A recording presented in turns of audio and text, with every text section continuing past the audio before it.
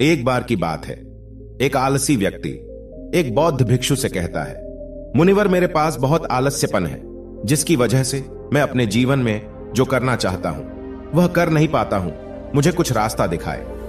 फिर बौद्ध भिक्षु उस आदमी से पूछते हैं कि क्या तुम्हें पक्का विश्वास है कि तुम्हें आलस्यपन है? वह व्यक्ति कहता है, हां मुनिवर, केवल मैं ही नहीं, मेरे पूरे गांव के लोग कहते हैं कि मैं आलसी हूं। वह बौद्ध भिक्षु उस व्यक्ति से कहते हैं, परंतु क्या तुम्हारे पास इस बात का कोई प्रमाण है कि तुम वाकई में आलस्य हो?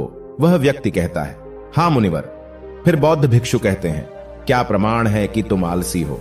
वह व्यक्ति कहता है कि मुनिवर, मैं जानता तो हूं कि व्यायाम करना मेरे स्वास्थ्य के लिए अच्छा तो है, लेकिन मैं चाहकर भी व्यायाम नहीं कर पाता हूं, क्योंकि मेरा आलस्यपन मुझे सुबह जल्दी उठने ही नहीं देता।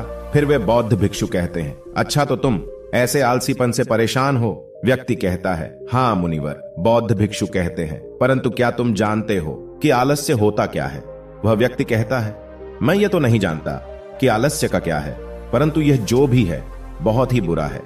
वह बौद्ध भिक्षु कहते हैं कि सबसे पहले तो तुम यह समझो कि जो भी चीज प्राकृतिक रूप से मनुष्य के भीतर है उसका कोई ना कोई उपयोग है, वह बुरी या अच्छी नहीं है।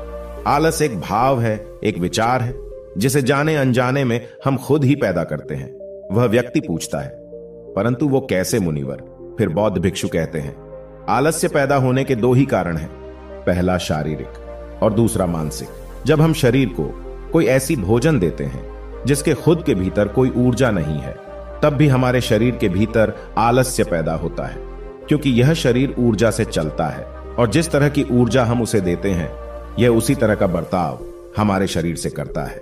हमारे अंदर आलस्य का दूसरा कारण है गलत तरह से बैठना, गलत तरह से सोना और गलत तरह से चलना है। हम इस बात पर कभी ध्यान नहीं देते हैं कि हमारे बैठने, लेटने और सोने की स्थिति भी सही भी है या नहीं।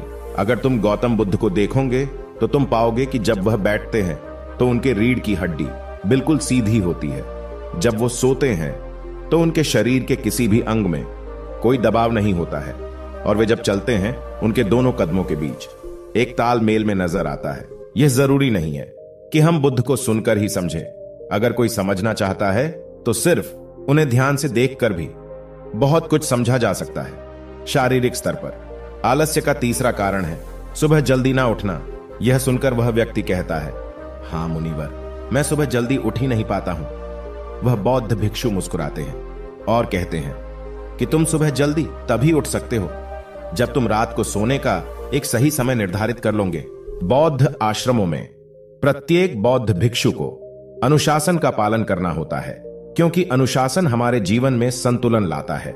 ज्यादातर लोग अनुशासन को बुरा समझते हैं क्योंकि उन्हें लगता है कि अनुशासन उन्हें बांधता है, जबकि असल में यह है कि अनुशासन हमें बांधता नहीं बल्कि मुक्त करता है। तब वह व्यक्ति पूछता है, परंतु मुनिवर, शुरुआत कहां से करें?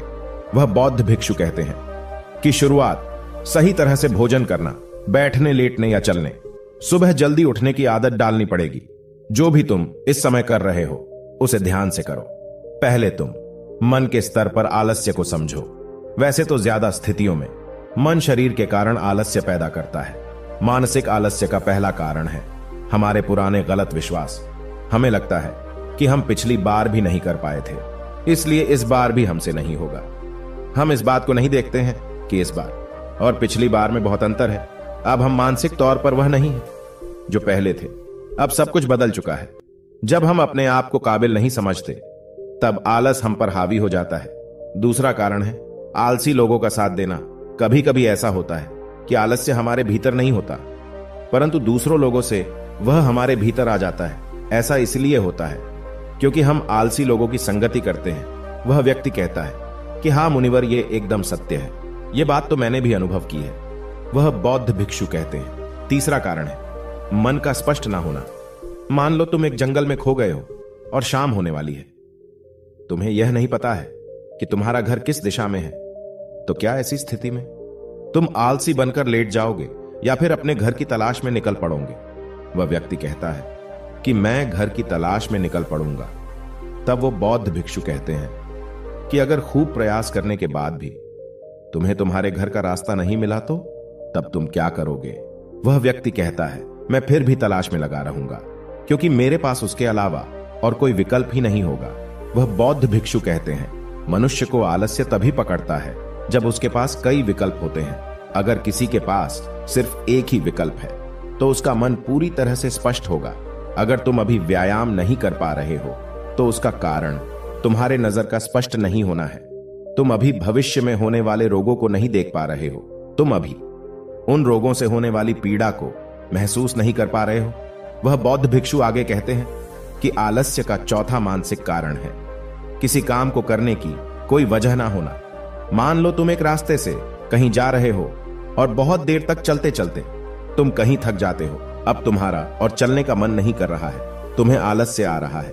तभी तुम वहां देखते हो कि एक शेर तुम्हारे पीछे चला आ रहा है। तो क्या ऐसी परिस्थिति में भी तुम अपने आलस्य को लेकर वहां रुके रहोगे? नहीं ना। तो तुम इस बात को समझ लो कि आलस्य तुम्हें उसी काम को करने से रोकता है जिसे करने की कोई बड़ी वजह ना हो। वह व्यक्ति कहता है, धन्यवाद मुनिवर, अब मुझे आलस्य का सारा खेल समझ में आ गया। वह बौद्ध भिक्षु कहते हैं, मेरी एक बात हमेशा याद रखना, जहां अस्पष्टता है या कुछ करने की बड़ी वजह है वहां आलस्य हो ही नहीं सकता। दोस्तों, यह कहानी कैसी लगी हमें नीचे कमेंट बॉक्स में कमेंट करके जरूर बताएं। धन्यवाद।